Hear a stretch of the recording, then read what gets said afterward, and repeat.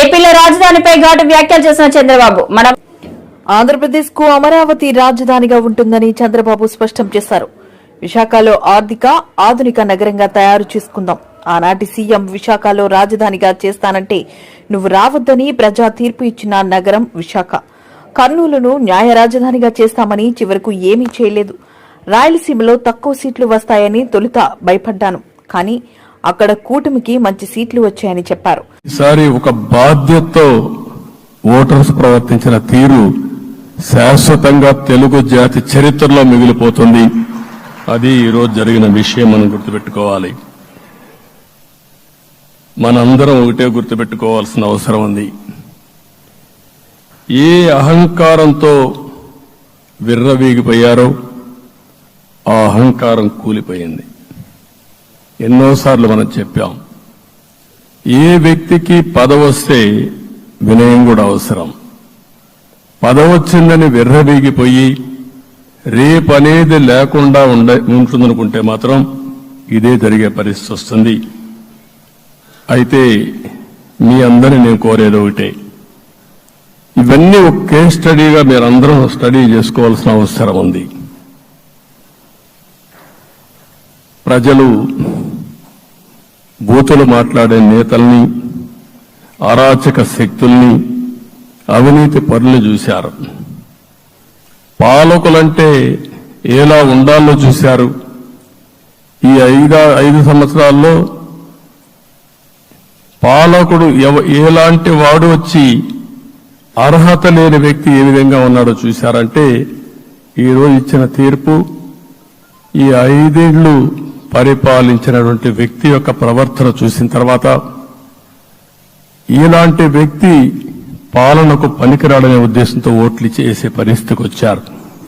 ఇది నా ఉద్దేశ ప్రకారం ఒక కేస్ స్టడీ అవుతుంది, మనందరం కానీ జాగ్రత్తగా ఆలోచిస్తే.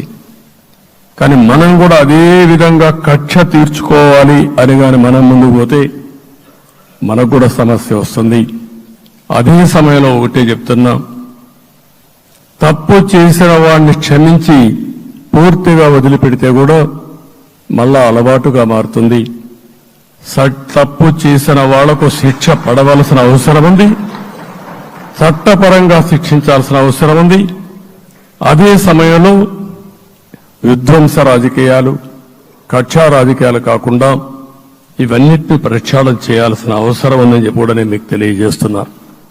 ఇంకొక పక్క 5 ఏళ్లలో ఎన్నో సంవత్సరాలు చూశాను కానీ కార్యకర్తలపైన దాడులు, హింసా రాజకీయాలు, అక్రమ కేసులు, వేధింపులు, కడాన సోషల్ యాక్టివిస్టులు కూడా ఇష్టానుసారంగా కేసులు పెట్టి హెరాస్ చేస్తే నిద్రపోకుండా వాళ్ళు కాపాడుకున్నాం. ఇంకొక పక్కన అన్ని పార్టీలకు 3 పార్టీలకు అనుభవం ఉంది. ఈరోజు మీరు చూస్తే ప్రాణాలు తీస్తూ అరాచకంగా ప్రవర్తిస్తూ తెలుగుదేశం పార్టీలో ఒక ఉదాహరణ చూసినప్పుడు అన్ని పార్టీలకు వర్తిస్తుంది. ఏదైతే మన పార్టీకి వ్యతిరేకంగా నేను ఆ పేర్లు చెప్పకూడదు కాబట్టి చెప్పలేదు, కానీ స్లోగన్ ఏమంటే కడాన మెడ మీద కత్తున్న జై తెలుగుదేశం అంటూ ప్రాణాలు వదిలిపెట్టే పరిస్థితికి వచ్చారు. ఇది ఊహించని పరిణామాలు. ఇవన్నీ ఇప్పుడు కూడా కళ్ల ముందర తిరిగే పరిస్థితి వస్తుంది. అందుకే ఈరోజు మనందరం కూడా ఇవన్నీ గుర్తుపెట్టుకుని, నాకు జరిగిన అవమానాలు చూశారు. నేను అందుకే మా కుటుంబానికి జరిగిన అవమానంతో నేను కూడా భరించలేక బయట వచ్చినప్పుడు ఒకటే శపథం చేసి వచ్చాను. ఆ శపథం, ఇది గౌరవ సభ కాదు, ఇది కౌరవ సభ. ప్రజాక్షేత్రంలో గెలిచి మళ్లీ ఈ సభను గౌరవ సభగా చేసి అడుగు పెడతానని చెప్పి శపథం చేసి బయట వచ్చాను. ఓసారి ఇవన్నీ చరిత్ర. ఆ శపథాన్ని ప్రజలు గౌరవించారు. గౌరవించిన ప్రజల్ని నిలబెట్టే బాధ్యత మనందరిపైన ఉంది. సభను కూడా ఎన్నోసార్లు పవన్ కళ్యాణ్ గారు చెప్పారు, భవిష్యత్తులో ఆంధ్రప్రదేశ్ శాసనసభని ఒక గౌరవ సభగా చేసి ప్రజా సమస్యల్ని చర్చిస్తామని చాలా స్పష్టంగా చెప్పారు. అలాంటి బ్రహ్మాండమైన వాతావరణం క్రియేట్ అవుతుంది.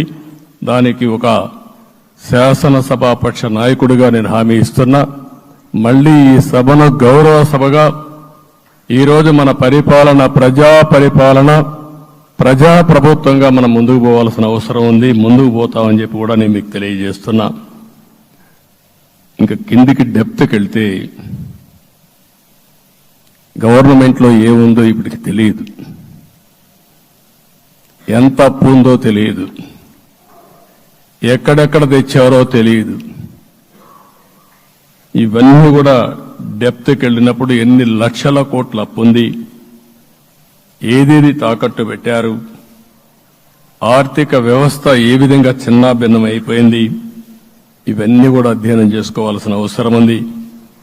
ఇరిగేషన్ రంగాన్ని పూర్తిగా నిర్వీర్యం చేశారు.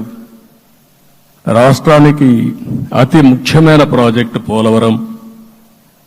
కేంద్రం క్లియర్గా పోలవరానికి సహకరించారు.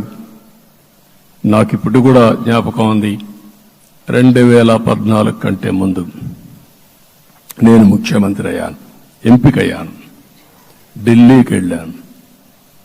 ఢిల్లీకి వెళ్ళినప్పుడు 7 మండలాలు తెలంగాణలో ఉన్నాయి. పోలవరం ముంపుకు గురి 7 మండలాలు